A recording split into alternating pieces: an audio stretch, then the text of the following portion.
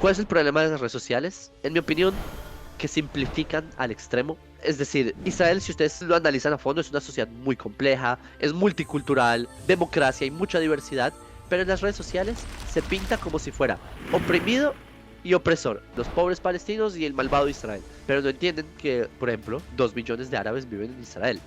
Entonces, ¿qué pasa? Que en la prensa internacional, si ustedes se fijan, muchas veces la simplificación es muy amplificada. Yo entiendo, en medios de comunicación solo tienen un pequeño tiempo para explicar una noticia, así que simplifican mucho, pero ¿dónde es que se agrava aún más? En las redes sociales.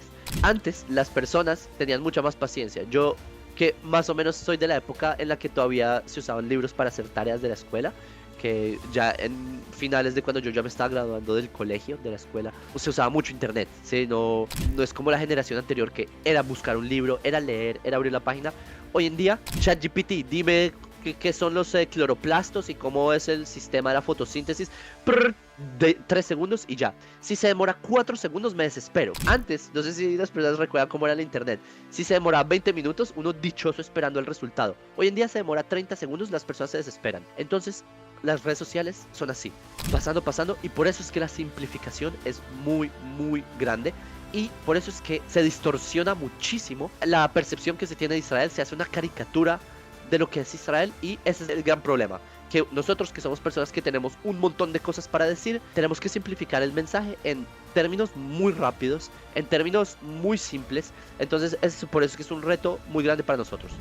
¿Cómo operan ellos, los que están en contra de Israel? Crean narrativas básicamente alrededor del tema que es lo humanitario. Ustedes saben que Israel es el único agresor, los palestinos, como los llaman ellos, siempre son vistos como las víctimas absolutas, nunca hacen nada malo. Otra cosa, lo que hemos visto también en este curso, es que ellos manipulan mucho el lenguaje, entonces hablan de, por ejemplo, la resistencia palestina y no de los terroristas. O que Israel fue desproporcionado, tuvo una respuesta desproporcionada. Y todo este tipo de lenguajes y los territorios ocupados, ya vimos esto en otras cosas. Entonces, y esto es lo que ellos sí entendieron, y esto es uno de los grandes mensajes que les he dado a lo largo de este curso, pero quiero por eso cerrar esta idea a lo largo, en esta última módulo del curso, y es que ellos, nuestros adversarios, supieron enfocar muy bien el tema de las emociones, no en los hechos. Ellos van a mostrar imágenes de víctimas, de niños heridos, nunca el contexto, nunca qué hay detrás de eso, sino van a mostrarles la parte emocional al público, y por eso es que la percepción es tan fácil de digerir, porque la historia es más fácil de entender que el dato. Y obviamente ellos ocultan sistemáticamente lo que los crímenes de Hamas y de otros grupos como la Yihad Islámica y esto. Entonces por eso es que sí, es un reto, es un desafío, pero vamos a ver qué se puede hacer. Ah, bueno, este es un dato que me gustaría también decirles, que es muy curioso, pero ustedes saben cómo se dio la primavera árabe. Les voy a decir brevemente. ¿Qué fue la primavera árabe? En el mundo árabe hay dictaduras. ¿Por qué? Porque como no son realmente naciones, sino que son tribus que durante el siglo XX, cuando llegaron los europeos, ellos crearon países.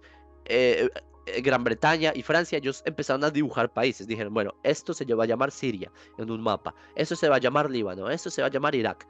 Y se inventaron países artificiales. El problema es que Siria en verdad es un país con muchas etnias, familias, clanes, que ellos no los unen nada. Por eso es que hay guerras civiles todo el tiempo. Lo único que los une es un dictador. Y cuando ese dictador es débil, hay guerras civiles. Y si hay un dictador con mano dura, entonces el país se mantiene en una tensión calmada. Hay otra forma como los países árabes se han mantenido, digamos, estables, y es con el enemigo común que tienen, Israel. Entonces todos los países árabes dicen, bueno, vamos a unirnos para acabar con Israel. Entonces eso también los ha mantenido juntos, es verdad. Pero no sé si ustedes recuerdan que en el 2012, y estamos hablando después de un siglo de dictaduras, en el 2012 empieza un auge en las redes sociales, que es Facebook, una democratización del Facebook masiva, de Twitter, de Instagram, Snapchat. Todas estas plataformas empiezan a tener un boom 2011, 12, 13, que los árabes empezaron a mostrar, a dar sus opiniones por fin. Ya no estaban sujetos a la prensa. La prensa en países dictatoriales, como en el mundo árabe, siempre van a mostrar a favor del dictador. No van a hacer una crítica al dictador. De repente las redes sociales le abrieron las puertas al mundo árabe para criticar a los dictadores. Y por las redes sociales empezó lo que se llamó la Primavera Árabe, que fue una serie de guerras civiles en el mundo árabe para poder quitar a los dictadores del poder. Fue un caos total. la guerra civil en Siria dejó 500.000 de muertos, en Yemen todavía sigue, y así. En Siria todavía sigue, sí.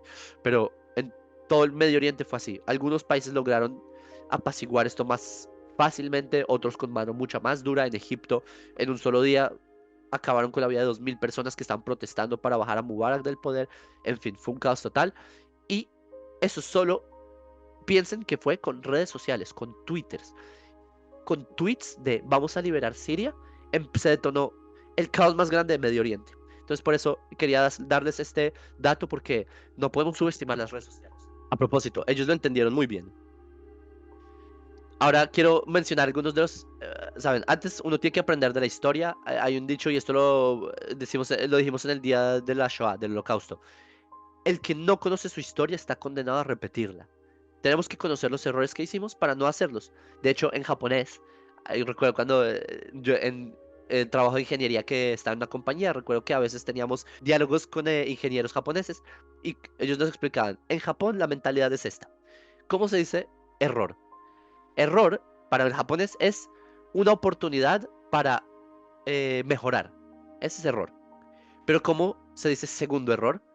Es ya, se acabó, estás despedido. Es básicamente la mentalidad japonesa. Es decir, si en la primera oportunidad no entendiste y no aprendiste, ya, o sea, ¿cómo vas a seguir metiendo la pata? Y es justamente por eso es que es importante. Israel subestimamos las redes sociales.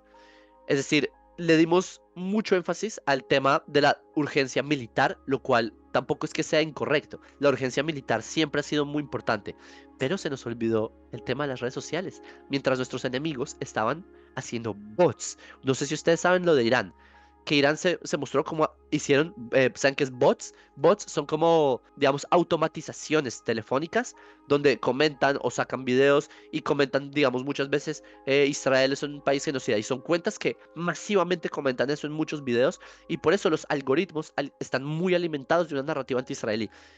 Y esa es una tecnología que si lo piensan objetivamente, Israel podríamos acabarla así. Es, porque Israel tiene mucha tecnología en el tema de la ciberseguridad y todo esto, pero despreciamos, ese fue el error, este tema. Entonces por eso es esto. Otra cosa es que las fuentes oficiales de Israel, debo decir, no son muy eficientes. Los periodistas internacionales no reciben la información del gobierno israelí rápidamente. No es muy clara digamos, lo que dice el gobierno israelí de cuando pasa un evento. No le llega a los periodistas de forma clara y por ende no le llega a las redes sociales de forma, digamos, correcta. Entonces, por eso es que también hay una ineficiencia en lo que es la parte de diplomacia pública de Israel. ¿Y por qué les digo esto? Porque en lo personal yo soy de las personas que no cree que la salvación va a venir del gobierno. Hay personas que dicen, no, porque no mandan al Mossad, porque no mandan, porque el gobierno de Israel no tal y tal cosa. Yo pienso en mi cabeza, ellos están ocupados, depende de mí. El futuro depende de mí. Y así yo quisiera que ustedes también lo entiendan. Es verdad que hay muchas personas que están trabajando duro para defender a Israel, pero también nosotros no podemos pretender ponerle toda la carga a una oficina del gobierno que se supone que tienen que enfrentar a todo este mar de mentiras. Entonces por eso es importante entender que la ineficacia de ellos, nosotros debemos llenar ese vacío. Y también errores internos terminan favoreciendo a el enemigo, como temas por diplomacia o por estrategia.